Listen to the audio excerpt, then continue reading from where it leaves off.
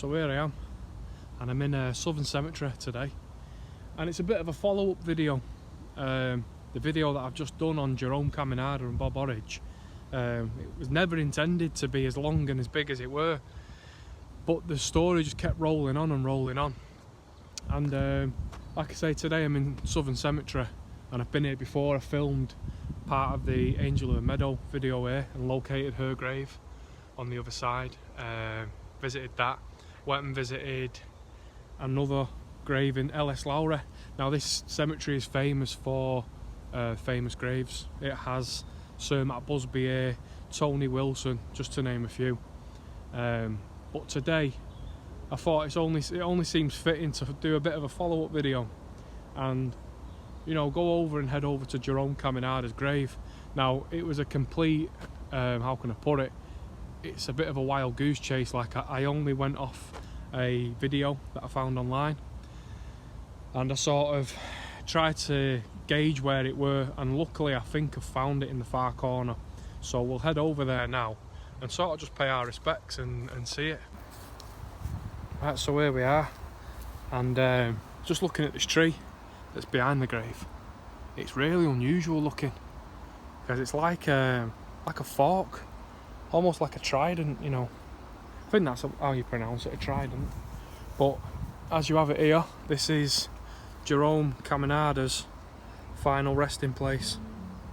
It's a family plot, and his wife's buried here, and I think his children are too, because Amelia, his wife here, who died on the 23rd of August 1928, aged 73, and Caminada was 70 years old when he died.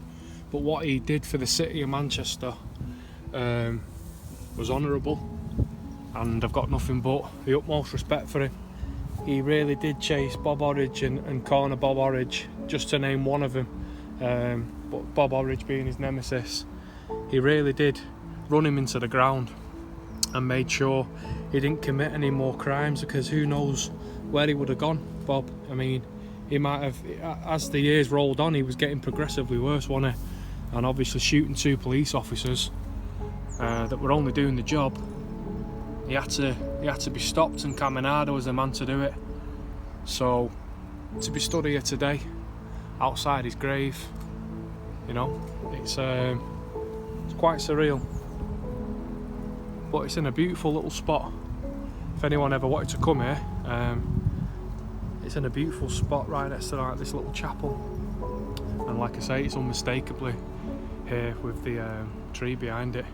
But I just thought I'd do a bit of a follow-up and show you his grave today, and sort of pay my respects, because obviously doing the video, you get some sort of attachment to these people that you end up delving into their lives.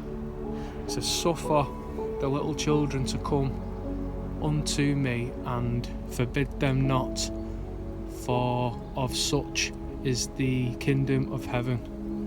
This is part of the scripture and from the Bible, I think that.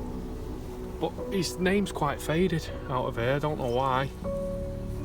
But it says Jerome Caminada died March the 10th, 1914, aged 70 years old. And I believe an accident the previous year in Wales, in North Wales, some sort of bus accident. It didn't kill him, but it played a factor into his death a year later, so he must have suffered towards the end of his life. But like I say, it looks like he's been buried here with his children, Charles, Mary Caminada, Mary Wainhouse, that could have been his mother-in-law maybe, and then Jerome Caminada, and obviously his wife Amelia. So yeah, this is the grave of Jerome Caminada. So I hope you've enjoyed this little trip round the cemetery, and we can sort of say a final send-off to Caminada and what he did for the city of Manchester. So it was only a quick little couple minutes long video, this, nothing special.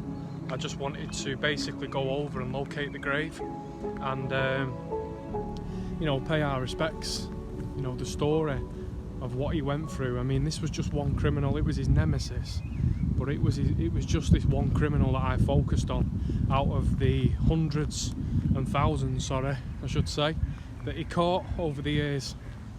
And I'd love to know, I mean, I have been trying and a few people have been in touch as well, but I would love to find out more about Bob Horridge, but I just cannot find much information, because obviously his name's Robert, isn't it? So it'd be Robert Horridge, and when he was imprisoned everywhere, all the way to London, and passed out absolutely loads of different nicks. So it's one of them, innit? Like, what happened to Bob?